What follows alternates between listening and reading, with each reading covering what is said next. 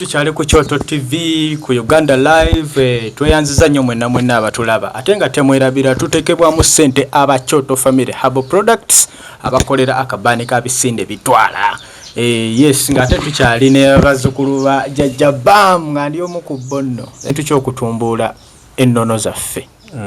eri abantu kubanga waliwo abantu abakyalowooza nti bibi abalina endowooza eyo oba okiraba naye mu ngeri mu kusala amagezi twagazisizza tutya abatakirimu batweyunzeeko tutya kwegamba ekifaananyi ekyo tukirungiza tutya ng'agamu ku magezi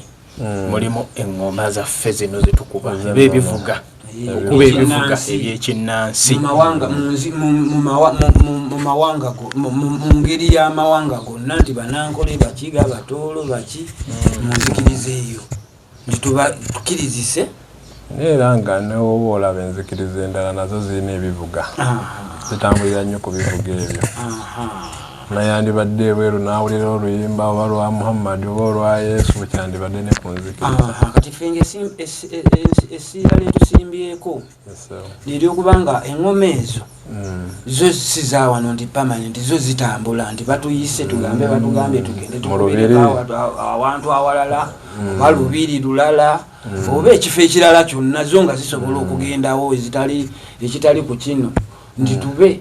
nga naffe tufunamu n'ennaku nti tukola training kubanga batuyita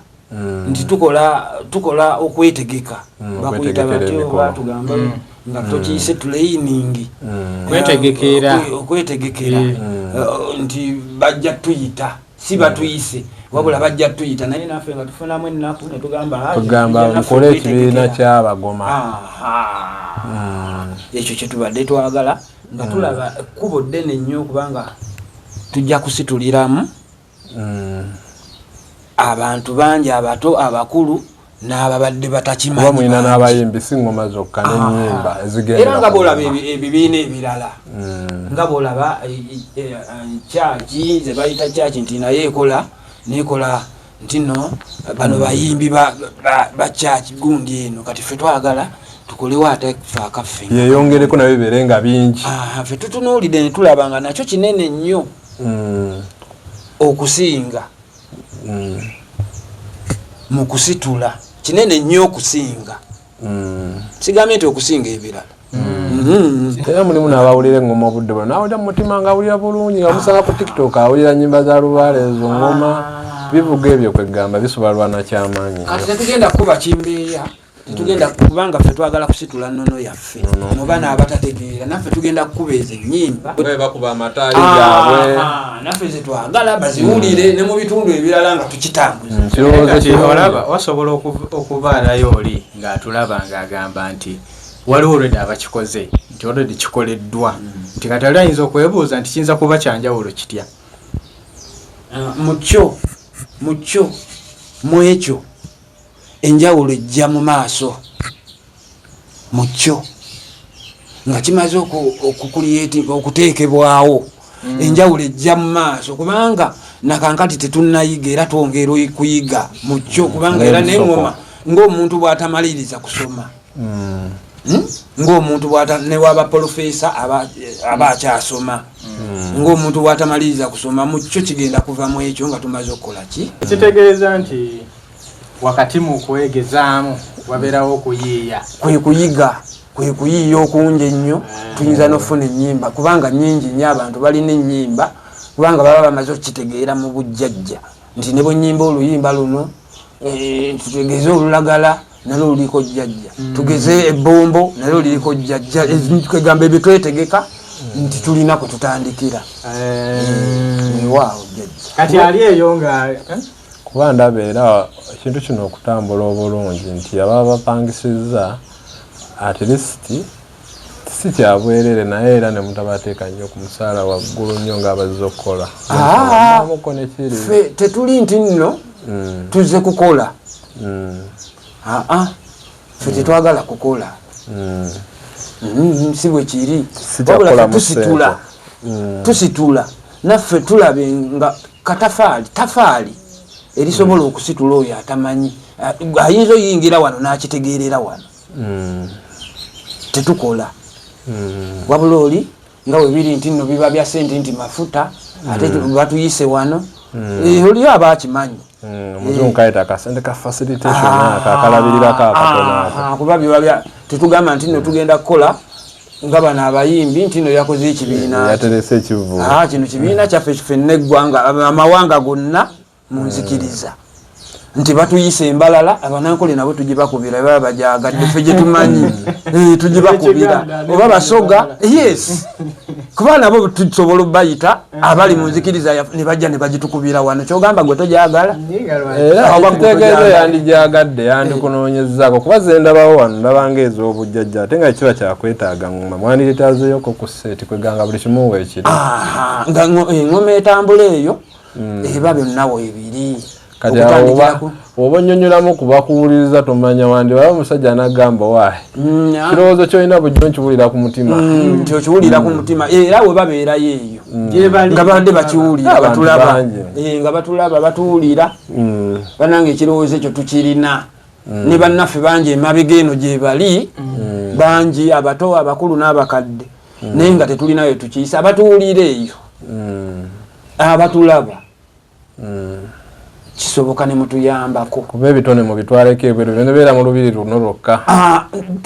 kasita tufuna engoma eyo kitegeeza ebikutone tugenda kubitambuza engoma ebeera namba enamba nga okutandikira ku nankasa engalabi namunjoloba nti enankasa namunjoloba yenankasa kwegamba muba mwetaaga seeti kati kitegeeza tuba twetaaga seeti namba ng'ejjudde ng'eriko n'amadinda ag'obuti tuba twetaaga seeti naffe ne tweteekateeka ne tujjayo ekintu nga bwe kirina okujjayo abo baba batakimanyi